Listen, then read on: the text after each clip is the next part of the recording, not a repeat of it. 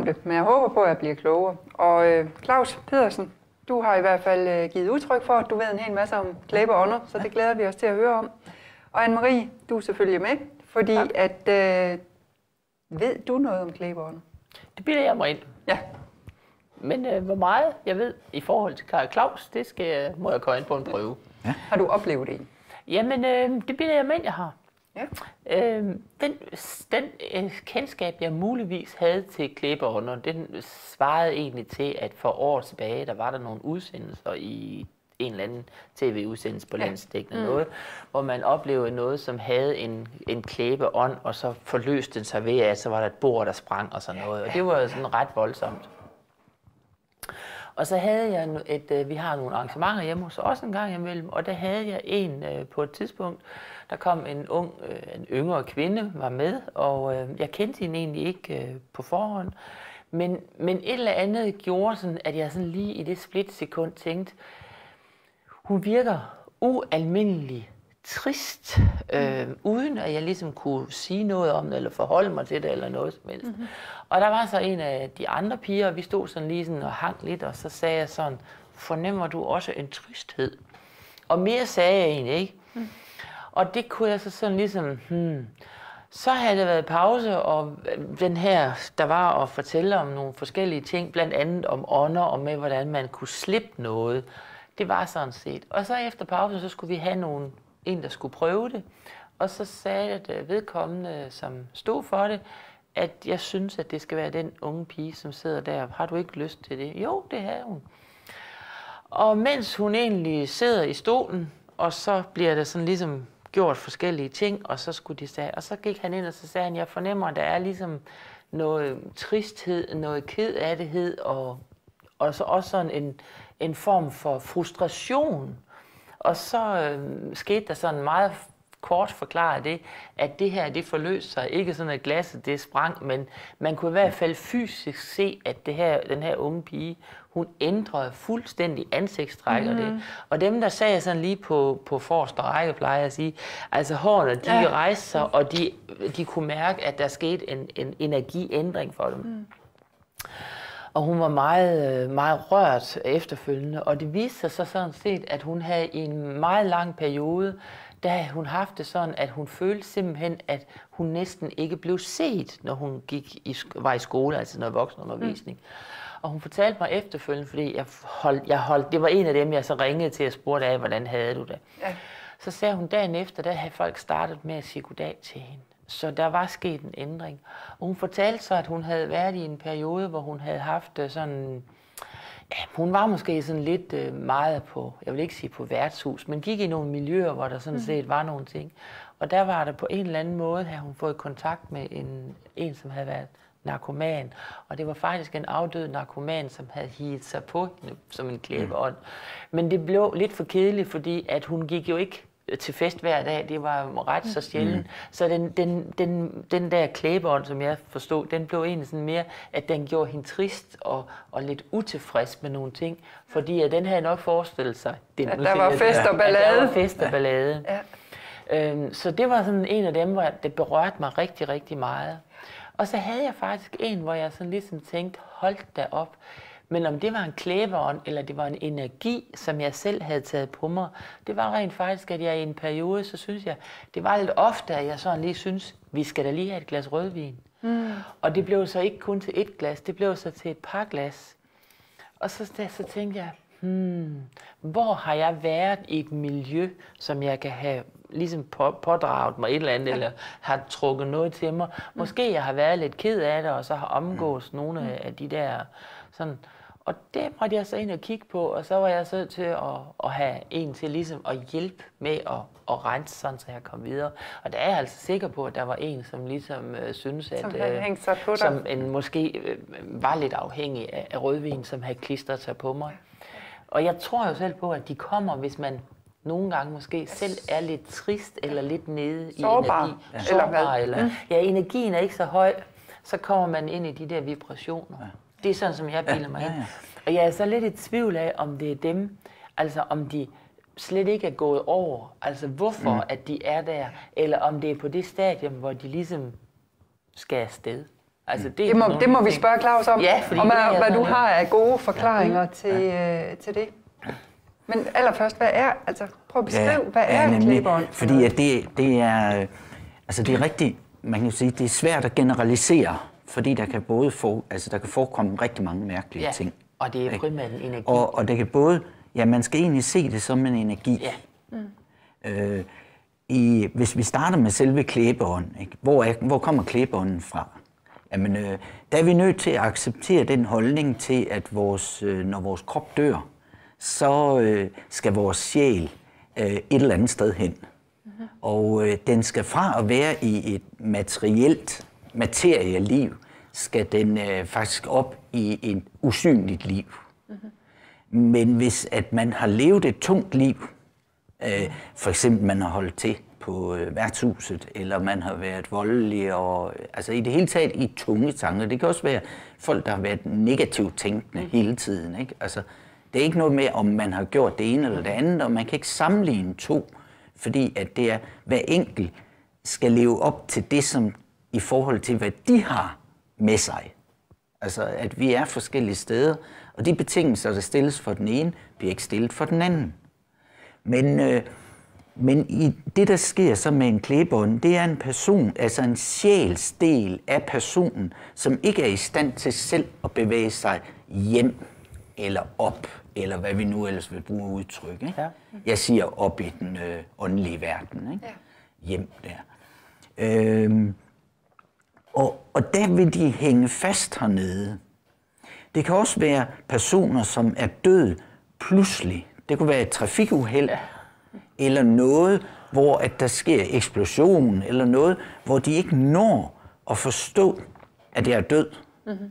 Altså, de hænger fast i noget uvidenhed, uforståelighed. Ikke? Mm-hmm.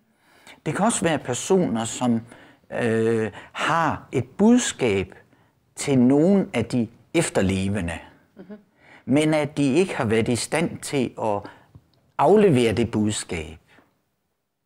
Mens de levede. Mens de levede, og egentlig heller ikke bagefter har de også svært ved det. Men de bevæger sig så rundt, og man kan sige, at hovedparten af dem, der er der, de gør ikke nogen skade ved andre. De er her et eller andet sted. Man taler om, at de bevæger sig via jordstrålenettet, som ligger nede i jorden. Og derfor er det, at bor man, eller sover man, hvor to jordstråler krydser hinanden, så er det jo ligesom at leve, hvor at der sker en masse med åndelige ting og sager. Ikke? Okay. Ja. Men det var så bare lige lidt ekstra ting på det. Ikke? Men det så det er, at hvis en person er i fuld balance i sig selv, som man kan sige, man er en hel cirkel i sig selv, jamen så er der ikke noget, der kan gå ind og påvirke vedkommende. Der kan godt være noget, der står og banker på, men det går ikke ind og overtager. Men hvis man så af en eller anden grund er i en sårthed, det kan være, kæresten har slået op, eller det kan være, at moren er død, det kan være, at man er blevet fyret, det kan være alt muligt. Så at man ikke har vundet i lotto, og nu havde man lige regnet med at vinde i lotto. Altså noget, man bliver ked af, så at man bliver på en eller anden måde sårbar og åben for, at noget udefra kan komme ind. Men det handler vel egentlig også, når du siger det der med udefra, der kan komme ind, men det handler vel egentlig om, at ens eget energiniveau, det egentlig daler, når man er trist, eller bliver ked af det, eller såret, eller noget. Altså, man har jo ikke så meget gejst at gå på mod til livet, hvis for eksempel kæresten har slået op, eller alle de der ting. Man er ikke helt. Man kan ikke bære sig selv fuldt ud, vel? Nej, okay. Og på den måde, man jo, eller i de situationer, der er man jo også nemmere påvirkelig af stemninger, der ellers er omkring en. Ikke? Og så lige meget, om det er bare ordet energier, eller stemninger, eller om det er en reelt sjæl, der ikke er kommet hjem, som er det den, der har siddet nede på værtshuset og styret hele verden dernede fra, ikke? Jamen så gør vedkommende det jo også, når de ikke har en fysisk krop, i hvert fald i deres. Men hvis vi så går et trin videre, at der er en person, der har, lad os nu bare holde fast i værtshus situationen, og vedkommende har været voldelig og er pludselig død. Ja.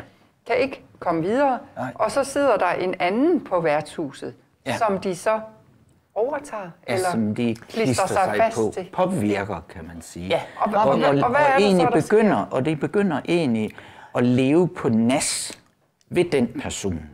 Altså leve af, nu tager vi den med rødvinen, Anne-Marie, ikke? Den er sådan det er meget tilforladelig. At det er egentlig en, som har det der alkoholproblem, eller selskabelige, eller de er tørstige i hvert fald. Ja. Og pludselig får de klistret sig på, hvis man kan sige det sådan. De går i hvert fald ind og påvirker dig til at have behov for det fysiske element i rødvin. Ja. De kan ikke bruge det fysiske element, men de kan bruge energien af det. Lige netop. Ja. Så de skaber det, at du så bliver lidt mere lystig og lidt mere, din energi tager de af. Der kan de det er ikke rødvinen, de tager af. Nej, men det kan tage af rødvinens energi. Mm. Det er den energi, som jeg... De bliver beruset af energien, men det er Anne-Marie, der drikker væsken. Ja, og tager skade af det i leveren. Og så vil jeg så også sige, og der er jo så forskellen på, om nogen bliver jo glade og opstemt af at få rødvin, og andre de bliver måske triste, ikke også? Eller men når man er nede på værtshuset, der som nu er det værtshus, vi snakker om, altså jeg siger også nogle gange, det er jo også en form for ligesom en energiaftryk, altså det vi tager med, men ikke... Ja, det vi bliver påvirket af. Ikke også? Men når de så ligesom ikke får den der energi, altså hvis det nu er nogen, som siger, jeg plejer at sige, hvis de får 2 glas rødvin, så danser de på bordene, og det er måske ikke lige det, jeg gør, når jeg bliver måske bare søvnig og kedelig, jamen så begynder de egentlig sådan ligesom, så skal jeg enten drikke noget mere, altså den tørst, fordi de skal have virkningen eller energien af den virkning, der egentlig er, ikke også? Så der er nogle ting der. Jeg forstår godt, at det der med, at man kan blive påvirket af en, der er negativt stemt. Ja. Du sagde også lige før, Claus, at der kan være, hvis man dør pludselig. Ja. Hvis nu man er et rigtig positivt menneske livsstykke og er fuldstændig og kan se en fest i det hele og egentlig altid smiler og har et venligt ord. Ja. Hvis sådan en person pludselig dør, uden at så være bevidst om, at nu skal jeg også op, og så vedkommende så klister sig på en anden. Ja. Hvordan virker det så på den person? Så bliver man glad, og bliver man stemt, så kan man eller godt hvad? blive mere sådan lidt mere lyst. Det kan godt være. Altså, du trækker på det. Ja, men fordi at der er ikke noget, der er generelt. Altså det generelt, det er den, vi snakker om, når det er negativt. Ja, men det andet vil man jo ikke se ret meget af. Det er derfor, du ikke ligesom tror, at det er det. Men det er da en mulighed. Jeg vil sige sådan, at den klister sig på en person, der måske altid går og er lidt tørvetriller og lidt negativt stemt og sådan noget. Og pludselig så vender vedkommendes energi til at kan se alt det gode i alting. Og måske overreagere. Altså, hvis de bare ser det positive i alting, så er der jo ikke rigtig nogen, der vil opdage det. Andet end på en positiv måde. At man tænker, hvor blev lige den der tørvetriller af? Ja, nemlig. Jeg vil sige, jeg har ikke haft nogen klienter, der er kommet med det problem. Nej, men det er jo nok bare nyde det, så længe det er der, ikke? Det er jo i og for sig heller ikke et problem. Nej. På samme måde. Men princippet i det, der vil det kunne lige så godt være det. Ja, fordi altså, jeg har sådan en måde, jeg vil kunne beskrive det på. Det er ligesom, at det snærper hen i retning af skizofreni. At personen er påvirket af det, kan de ikke selv se det. Men hvis de efterfølgende kigger på deres liv, så kan de jo godt se den adfærd, de havde for en halv time siden, den var da vist ikke lige deres egen. Men mens de er i den, der er det så påvirket, at det bare er et behov, eller det bare er naturligt for dem. Kan man næsten forestille sig, at dem, der er hårdt ramt af skizofreni, kunne være hårdt ramt af en klæbehund? Altså, jeg vil sige sådan, at der vil sandsynligvis, man skal være varsom med, hvad man udtaler sig om i det, men der vil sandsynligvis være rigtig mange af dem, der bærer på skizofreni, som faktisk vil kunne komme af med det ved at blive renset for det, der eventuelt er klistret sig på. Men men det er jo en udtalelse, ikke... som man ikke kan sige på forhånd. Man kan gå ind og kigge på det. Men det kan jo heller ikke være alle. Altså, der må jo også være nogen, der har sygdoms... I bogstaveligste forstand. Så kan man så sige skridtet videre, ikke? At al sygdom stammer fra en ubalance, og hvor er det så, vi skal hen og have fat i den. Ja. Men det er for voldsomt at sige, at det hele kan tages under én kategori i det her. Ja. Jeg holdt et foredrag i Ringe på en helsemesse på et tidspunkt, hvor omkring det her med klippeånder og sådan noget, eller det var det i hvert fald, der kom til at tage drejningen til.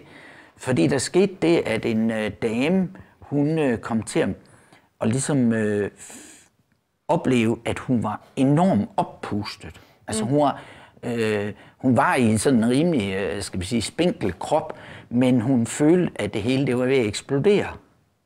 Og heldigvis så sagde hun det så sagde til mig, at det var en lidt mærkelig oplevelse, det hun havde her. Det kan være, at vi lavede noget med noget sjælerejse eller sådan noget. Vi var nede i sådan en tilstand, hvor der var åben for, at man kunne konstatere nogle forskellige ting. Og jeg førte hende så ned igen, og så viste det sig pludselig, at hendes børns dagplejemor var en rimelig stor pige, som var død for ikke så lang tid siden. Og at i det spil, der var hun kommet ind for at ville give moren til børnene der noget meget, meget kærlige budskaber. Som var, altså hvis vi havde jaget hende væk, så havde hun ikke fået de kærlige budskaber. Men ved at møde dem som nogle kærlige væsener, der måske er kommet i ubalance på den ene eller den anden måde, så har jeg så måden, at jeg tæller til 3, og så kommer der nogle åndelige hjælpere. Det kunne være ærkeengel Mikael, det kunne være Jesus, det kunne være nogle rumvæsener, det kunne være nogle lysvæsener, som kommer, og det kunne være en gammel bedstemor, der kom herned igen som en slags engel, ikke? Og helede den sjæl, der mangler at komme hjem. Altså i det her tilfælde dagplejemoren. Ja, nemlig, ikke? Plus at dagplejemoren fik mulighed for at sætte ord på til hende, moren af børnene, ikke? Hvad det drejer sig om.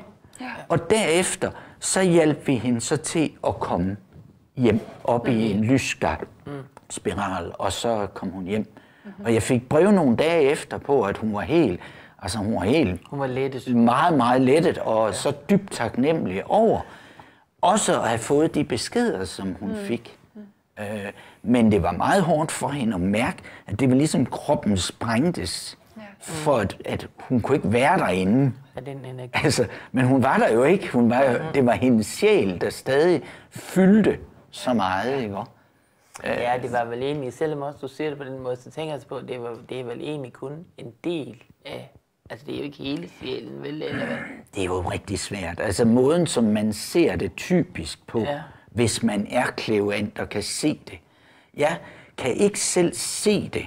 Nej. Jeg har kunnet, men det kan jeg ikke. Men jeg kan længere. Men det er fordi, jeg har forbindelse til nogle højere lag. Så jeg har ikke direkte forbindelse med de afdøde. Nej. Men jeg gør, at personen kan se dem. Hvis det spøger i et hus, så dem, der bor i huset, er jo de mest optimale til at se dem i forvejen.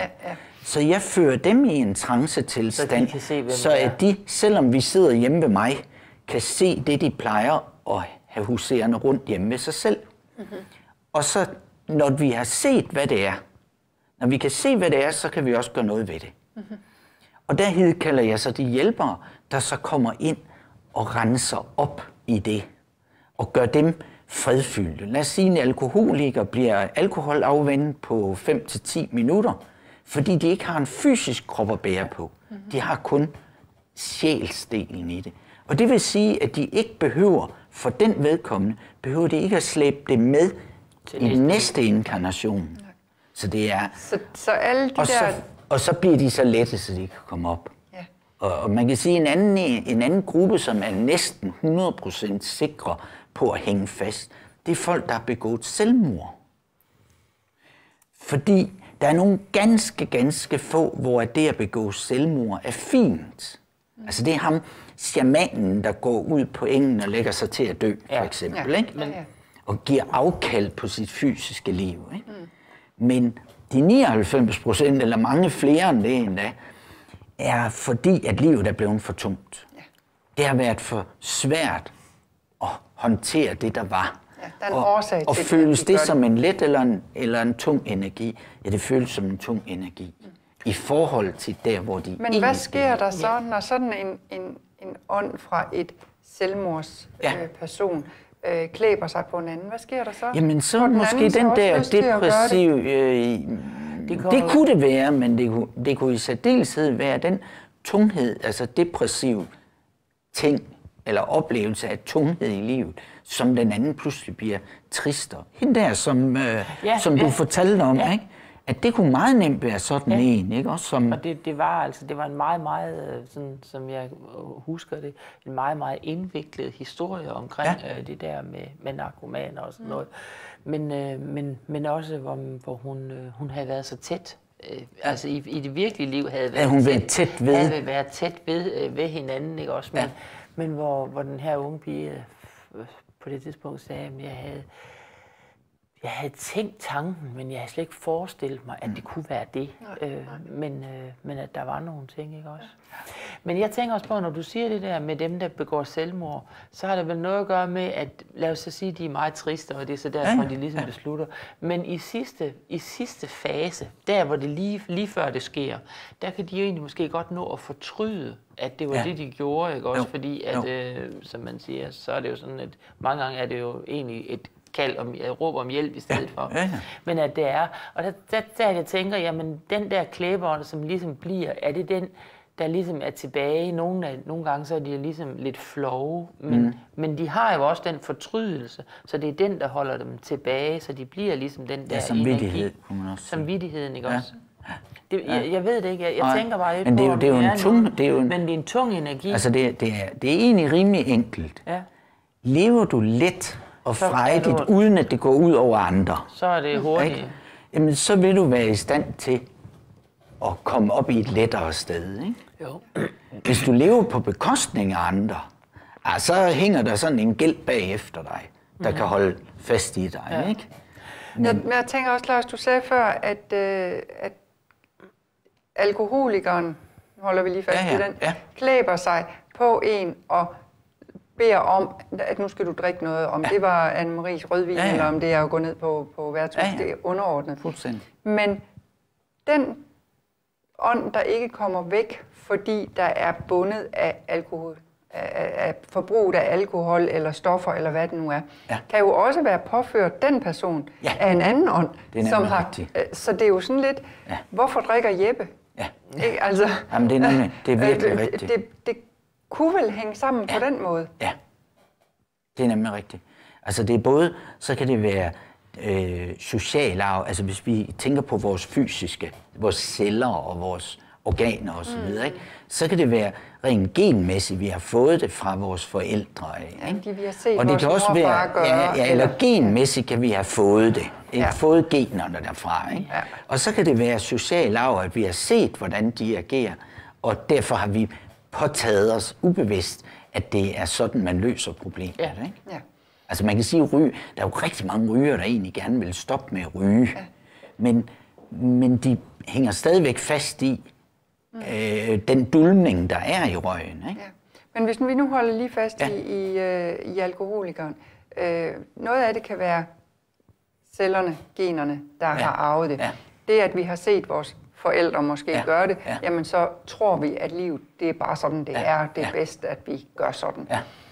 Men hvis vi sorterer dem fra, og så siger, men den del, der er påført af ånder, af klæbeånder, som får nogen til at drikke. Ja. Hvis vi kunne blive ved med at sortere dem, blive ved med at sådan finde kernen til det, jamen så kunne der være en stor del, der aldrig blev alkoholiker, tænker jeg. Ja, altså, det er rigtigt. Ja, det ved jeg ikke. Det er ikke du er ikke enig, Anne-Marie? Jeg er ikke sikker, at jeg helt giver ret i. Nej, men... Fordi at jeg kan godt se det, du forsøger på, og ligesom at sige, at så er det der, det er ligesom en klæbeånd, og det er derfor, ikke også?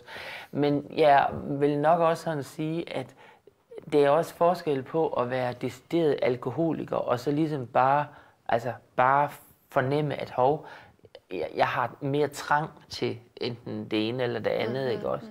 Fordi jeg tror jo altså, at det er nogle andre ting, man skal ind og se på, hvorfor at man bliver alkoholiker.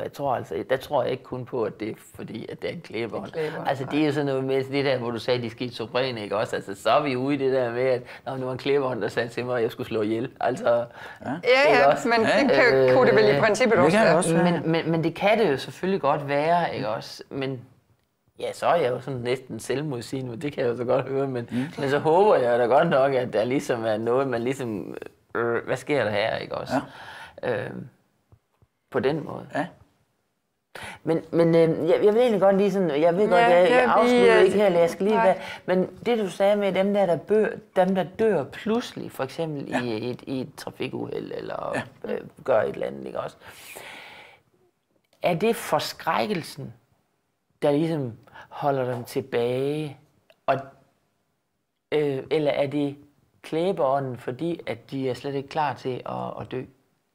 Altså det har jeg nogle gange tænkt på, hvad det er. Hvad kommer først? Og jeg tænker også på, dem der for eksempel er meget knyttet, hvis nu de for eksempel selv har bygget deres hus, altså nu har vi hele tiden sagt om de der, så de simpelthen, altså det her, jeg skal bæres ud, inden jeg skal slæbes ud, eller jages ud. Ja, jeg skal bæres ud, ellers vil jeg ikke forlade det her sted.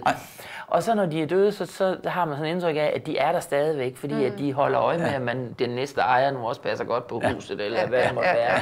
Og der tænker jeg så på, jamen er det selve ånden som sådan, eller er det egentlig også en klæbeånd, som gør de der... Altså man kunne jo sige sådan, at man kunne adskille det med, om det er en, der har klistret sig på og får dig til at ændre adfærd. Eller om det er en, der huserer i huset og flytter rundt på stolene og alt sådan noget, ikke? Eller, der må være en forskel. Altså, der er en forskel. Der er jo en væsentlig forskel, den ånd er jo ikke ond, vel? Eller det behøver det ikke at være, jo. Nej. Derfor kan den jo godt stadigvæk være sådan, irriterende. Altså så irriterende, at det ligesom grænser. Altså jeg har sådan, at jeg, inden der kommer en klient, laver jeg ikke et forhånds opfattelse af, hvad det er. Fordi du kan ikke sige det generelt, det her. Det kan være så forskelligt. Det jeg har haft som en hel del af, men det er så fordi, at jeg kan forstå den del. Ligesom du så siger, at altså den, som egentlig er blevet til en klæbeånd, kunne faktisk selv være besat af en klæbeånd. Ja. Ikke? Der vil jeg så sige, at det er den ene, der kan lade sig gøre. Den anden, som jeg oplever en del af, det er, at det faktisk er en inkarnation af personen selv fra et tidligere liv. Og nu ved jeg jo, at du har været i Egypten her for nylig. Eller. Hvis nu, at du i tidligere inkarnationer har levet i Egypten, og sluttet dit liv på en eller anden traumatisk måde dernede, og at i det, du kommer der som glad Hanne, og så sker der lige et eller andet, som gør, at skulle vi ikke have julefrokost nu? Nej, det skulle vi så ikke. Og så blev du lige lidt trist, og så var det den ånd, genkendte dig og klistrede sig på dig. Så det egentlig er en påvirkning af dig, men af dig selv fra tidligere.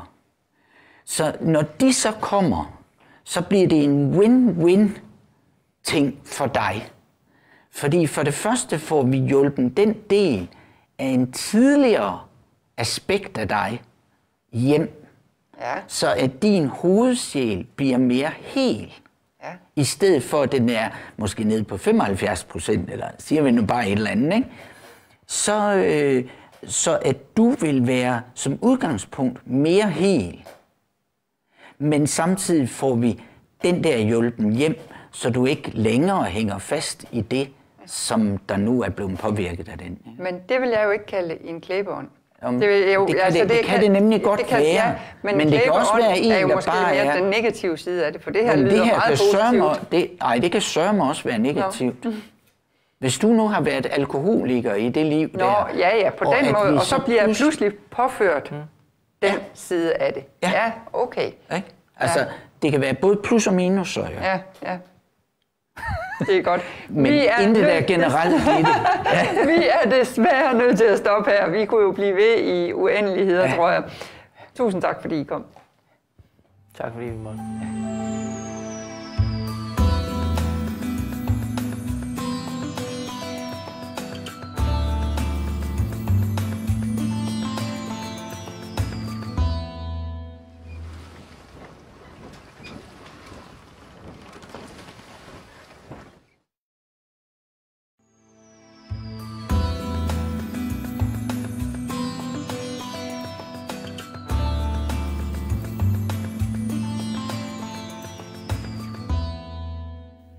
Næste gang vi skal mødes her i studiet, så har vi Anne-Marie siden i tronstolen. Den er i hvert fald af guld.